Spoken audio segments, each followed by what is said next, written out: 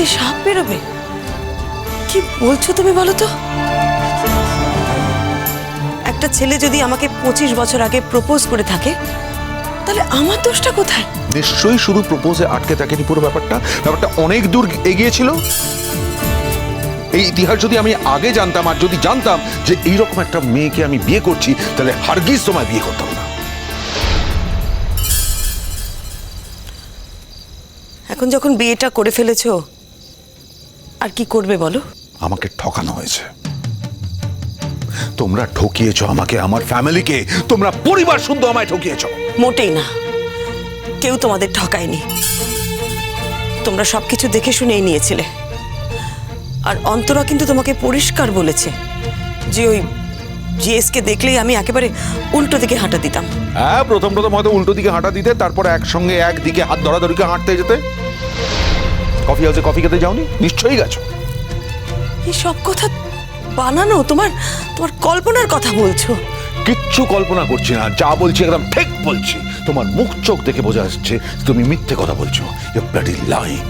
আমি কোনো মিথ্যা কথা বলছি না। দেখো, আজ আমি 3 ছেলে মেয়ের মা। আমার যথেষ্ট বয়স হয়েছে, 3 কাল গিয়ে 1 কালে ঠেকেছে। আজ তুমি আমাকে যা ইচ্ছে বলো বলো, আমি কিচ্ছু পারি না, আমার কোনো গুণ নেই, আমি একটা ঢ্যাঁড়স, যা ইচ্ছে বলো, কিন্তু দয়া করে আমার চরিত্র তুলে কথা বলো না। কদিন আগে তোমরা উপলদাকে নিয়ে যা নয় তাই আমাকে বলেছো। সে ধাক্কাই আমি এখনো সামলে উঠতে পারিনি। এখন আবার এ তো মহা জ্বালা হলো। অন্তরা এসে তো আমার জীবনে আরো বিপদ ডেকে আনলো। আমি ওকে বলবো, তুই কি রে, এখানে এসে যা ইচ্ছে তাই বলে গেলি? হ্যাঁ, তোমার শিখিয়ে দেওয়া উচিত ছিল।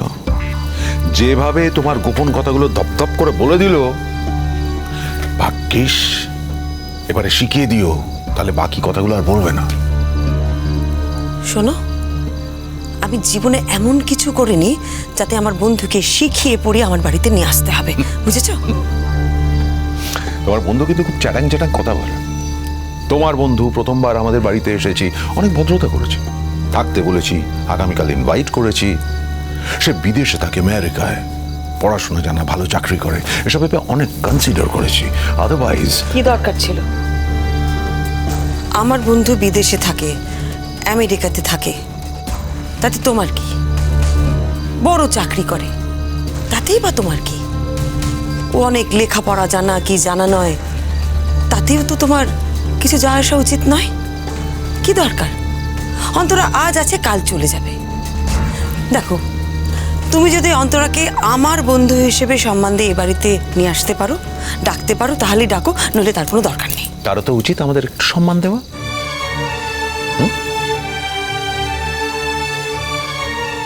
আমার বাবা মার সঙ্গে সে যথেষ্ট খারাপ ব্যবহার করেছে, আমাকেও অ্যাকিউজ করেছে সে। আমি কি করব বলো? অন্তরার স্বভাবটাই ওরকম, ও ওইভাবেই কথা বলে। এতখানি বয়স হয়ে গেছে ওর, এখন যখন ও নিজেকে পাল্টাতে পারেনি, আমি বললে তো নিজেকে পাল্টাতে পারবে না।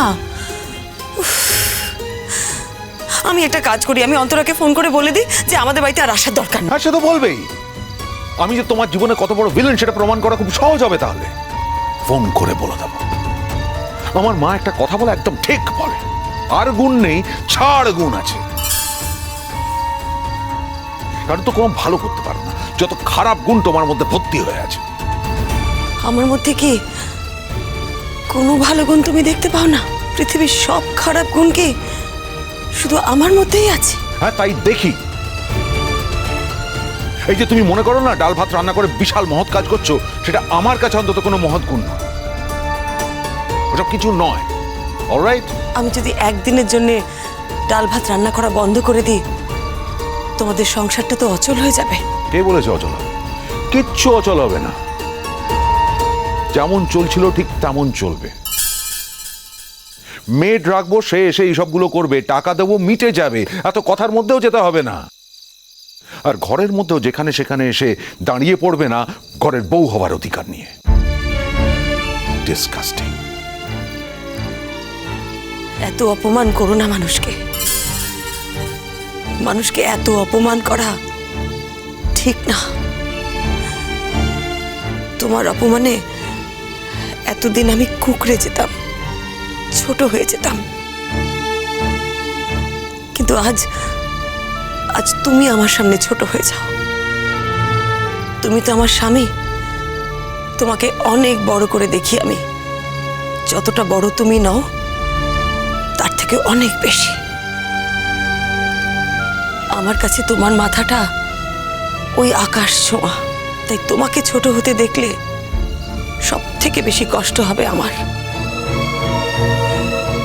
সেই জন্য বলছি, দয়া করে তুমি নিজেকে ছোট হতে দিও না। হঠাৎ অন্য হাওয়া আয়না খুঁজছে মুখ, একটু ভালো লাগায় ইচ্ছে করো সুখ। শ্রীময়ী শ্রীময়ী।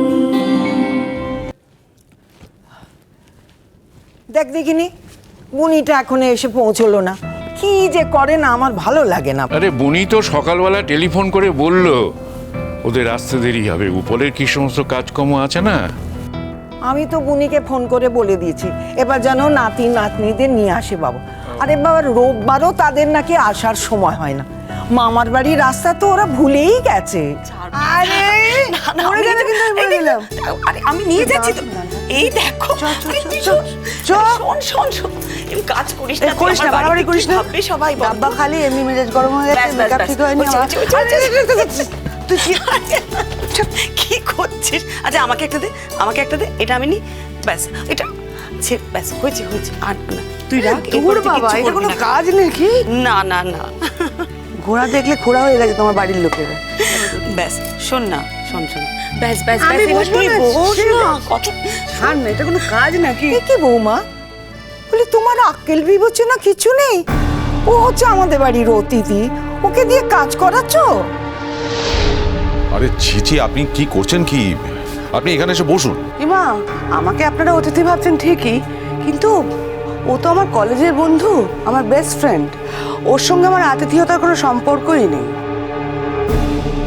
সারাদিন কত খেটেছে, কত কাজ করেছে, খাবারটা আমি সার্ভ করবো। না না, তাই কখনো হয় নাকি?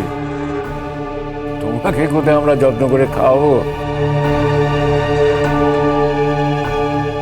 আমাকে যত্ন করে খাওয়াতে গেলে তো আমার বন্ধুকেও বসিয়ে যত্ন করে খাওয়াতে হবে, দুজনকে একসাথে।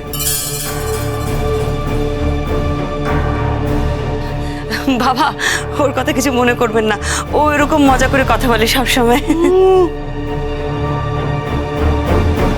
দেখ, আমি মজা করে বলি আর যেমন করেই বলি, কথা আমি শুনিয়েই ছাড়ি। কিন্তু কি অনিন্দদা, এত বছর তো বউয়ের হাতেই খেলেন, একদিন আমার হাতে খেয়ে নিন। সেই যেদিন আপনি আমাদের নেমন্তন্ন করবেন, আমি আপনার বাড়িতে গিয়ে খাবো, কোনো আপত্তি করব না। আজকে আপনি এই বাড়িতে নিমন্ত্রিত। আজকে আপনি বসুন, আমরা খাওয়াবো। আপনি সার্ভ করলে আমি ওখানে বসে খেতেই পারবো না, অস্বস্তি হবে। তাই একটা কাজ করুন না, আপনি আমাদের সাথে হাত লাগান, মিটে গেল। অন্তরা, কি বলছিস তুই? ঠিকই তো বলছি, আমাদের ওখানে এসব নিয়মই নেই। একজন বসে থাকবে, একজন খাবার বেড়ে দেবে, তবে সে খাবে, সব মিলেমিশে করতে হয়। মানে বাড়ির সমস্ত কাজকর্ম নিজেকে নিয়েই খেতে হয়, বাসন পর্যন্ত আমরা নিজেরা মিলেমিশে মেজে নিই যদি পার্টি হয় বাড়িতে।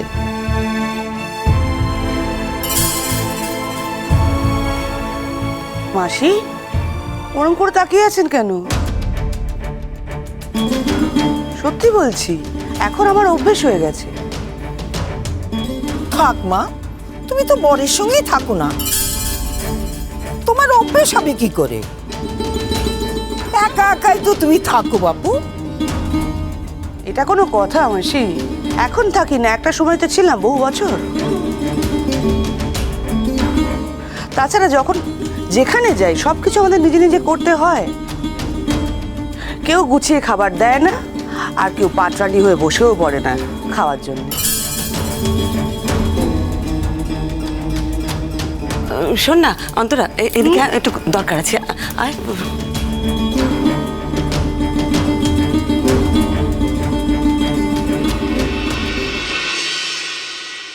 Let's start. আমি পরিবেশন করে দিচ্ছি। না না না, কি বলছো তুমি? তুমি পরিবেশন করবে আর আমি বসে বসে খাবো? তা কখনো হয় নাকি? কেন হয় না? উল্টোটা চিরকাল হয়ে এসছে, এটা কেন হবে না? আজ অনিন্দদা তোকে সাজিয়ে গুজিয়ে খেতে দেবে, তুই খাবি। শোন, কেন একটা স্বর্গীয় ব্যাপার না, ভেবে দেখ। এই দৃশ্য তো আমি দেখবো না, তুই ভাবলি কি করে?